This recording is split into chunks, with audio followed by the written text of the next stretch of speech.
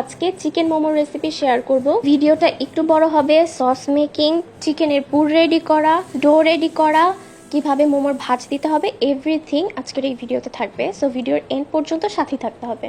প্রথমে আগে ডোটা রেডি করে নিচ্ছি। এখানে আমি 2 কাপ ময়দা নিয়ে নিয়েছি, সাথে হাফ চা চামচ লবণ আর 2 টেবিল স্পুনের মতন রান্নার রেগুলার তেল দিয়ে প্রথমে খুব ভালোভাবে মেখে নিচ্ছি।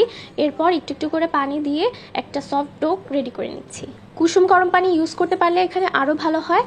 আমার এখানে প্রায় 1 কাপের মতন পানি লেগেছিল, তো আমি এরকম একটা একদম নরমও না একদম শক্তও না এরকম একটা ডো রেডি করে নিয়ে এবার উপর দিয়ে অল্প একটু তেল মেখে ঢেকে রেখে দিচ্ছি রেস্টে। এই সাইড দিয়ে পুর আর সসটা রেডি করে নেব। পুরের জন্য আমি প্রথমে এখানে নিয়ে নিয়েছি কিছু গাজর, ছোট ছোট টুকরা করে নিয়েছি। একটা চপার দিয়ে একদম মিহি করে আমি কেটে নিব এগুলোকে। একদম মিহি চপ করে নিয়েছি। একইভাবে আমি পেঁয়াজটাকেও চপ করে নিলাম। এরপর নিয়ে নিয়েছি চিকেনের 2টা ব্রেস্ট পিস। এরকম ছোট ছোট টুকরা করে আমি চপারের মধ্যে দিয়ে দিলাম।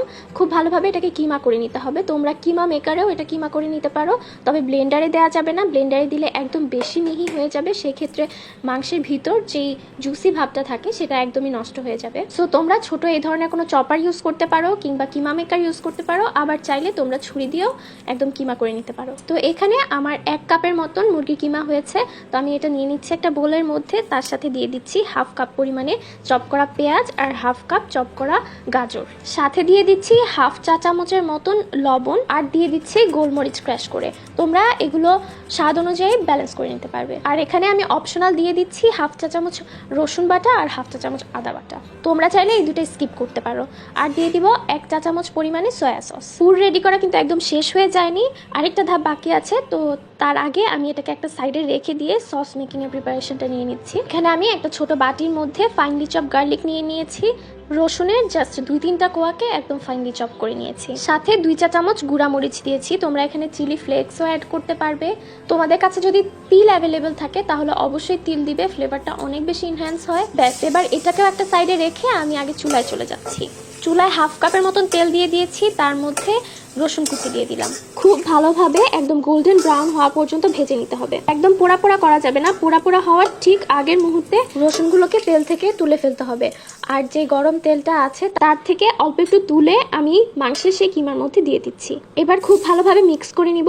আর বাকি যে তেলটুকু আছে সেটা ওই যে সসের জন্য আমি প্রিপারেশন নিয়ে রেখেছিলাম তার মধ্যে ঢেলে দিব। এই পর্যায়ে যে সস থেকে কি সুন্দর একটা ফ্লেভার বের হয়, এটা যদি তোমরা একবার এই সসটা বাসায় না বানাও তাহলে মিস করবে। এই সসটা দিয়ে মোমো খেতে অসাধারণ মজা হয়। তোমরা অবশ্যই এই সসটা বাসায় বানাবে যখনই মোমো বানাও। ব্যাস, এখন আমাদের চিকেনের পুরো রেডি, সসও রেডি। এবার শুধু মোমোগুলোকে শেপ দেওয়ার পালা। তো এখানে আমি যেই ডো রেডি করেছিলাম সেখান থেকে ছোট একটা লেচি নিয়ে রুটির মতন বেলে নিচ্ছি। আমার রুটিটা গোল হয় না বলে আমি একটা কুকি কাটার দিয়ে কেটে নিয়েছিলাম। তোমাদের যদি গোল হয় তাহলে আর কাটার প্রয়োজন হবে না। তো এই তো এখানে আমি মাঝখানে পুর ভরে দিচ্ছি। অল্প একটু পুর দিব, খুব বেশি দিলে আবার পুরটা বেরিয়ে আসতে পারে। তারপর খুব সুন্দরভাবে শেপ দিয়ে নিব। প্রথমে মাঝখান দিয়ে একটা চাপ দিয়ে লাগিয়ে নিলাম, তারপর সাইড থেকে একটু করে টেনে এনে একটা ভাঁজ দিয়ে দিচ্ছি, আবার সাইড থেকে টেনে এনে আবার আরেকটা ভাঁজ দিয়ে দিচ্ছি। এভাবে করে আমি 2টা সাইডে দিয়ে একটা মোমো রেডি করে ফেলছি। আমি কিভাবে এই মোমোর ভাঁজটা দিচ্ছি এটা নিশ্চয়ই তোমরা দেখতে পাচ্ছ। তোমরা তোমাদের ইচ্ছা অনুযায়ী এখানে শেপ দিয়ে নিতে পারবে। আমি শুধুমাত্র একটা পদ্ধতি দেখিয়ে দিচ্ছি। আমি তোমাদেরকে আরও একটা ভাঁজ দেখিয়ে দিচ্ছি। প্রথমে চিকেনের পুরটা দিয়ে মাঝখান থেকে 2 পাশে একটু সিল করে দিতে হবে। এরপরে সাইড থেকে মাঝখানে পোর্শনটা তুলে এনে 3 কোণার মতন একটু শেপ করে দিতে হবে। ব্যাস, এইভাবেই 2 পাশেই শেপ দিয়ে নিতে হবে। এরপর 2 পাশ থেকে 2টা মাথা টেনে এনে মাঝখানে এরকম পুটলির মতন করে দিতে হবে। 2 পাশে এভাবে করে দিলে দেখা যাবে যে একটা ফুলের মতন শেপ হবে। এটাকে কিছুটা একটা পুটলির মতন শেপও বলা যায়, দেখতে খুবই কিউট। সো এটা আরেকটা শেপ। আমি 2টা শেপ দেখিয়ে দিলাম, তোমরা যদি অন্য কোনো শেপ পারো সেটাও ট্রাই করতে পারো। তো এখন আমি মোমোগুলোকে স্টিম করে নিচ্ছি, এই জন্য এই স্টিমারটার উপরে আমি তেল ব্রাশ করে নিব। তারপর একটু ফাঁকা ফাঁকা জায়গা রেখে এর মধ্যে মোমোগুলোকে বসিয়ে দিতে হবে। একদম গায়ে গায়ে বসানো যাবে না, তাহলে মোমোগুলো ফুলে একটা গায়ে আরেকটা লেগে যেতে পারে। তো একটু ফাঁকা জায়গা রেখে দিতে হবে। চুলায় পানি গরম করে আমি মোমোগুলোকে বসিয়ে দিচ্ছি। ঢাকনা দিয়ে দিতে হবে। ঢাকনায় কোনো ছিদ্র থাকলে সেটাও বন্ধ করে দিতে হবে। একটা ব্যাচ হতে প্রায় 15 থেকে 20 মিনিটের মতন সময় লাগবে। এই যে 20 মিনিট পর আমার মোমোগুলো কত সুন্দর হয়েছে, স্টিমারের গায়েও লেগে থাকছে না, খুব সুন্দরভাবে উঠে চলে আসছে, একদম পারফেক্টলি স্টিম হয়েছে। একইভাবে আমি বাকি মোমোগুলোকেও স্টিম করে নিচ্ছি, আবার এর মধ্যে কিছু আমি ফ্রাইও করেছি। এমন কিছুই না, জাস্ট গরম তেলের মধ্যে উল্টে পাল্টে ভেজে নিতে হবে। তো এই তো মোমোগুলো ফ্রাই করাও শেষ। এবার আমি তোমাদেরকে ভেঙে দেখিয়ে দিচ্ছি যে ভিতরে পুরটা কতটা পারফেক্ট হয়েছে। এত বেশি মজা হয়েছিল এই মোমোটা।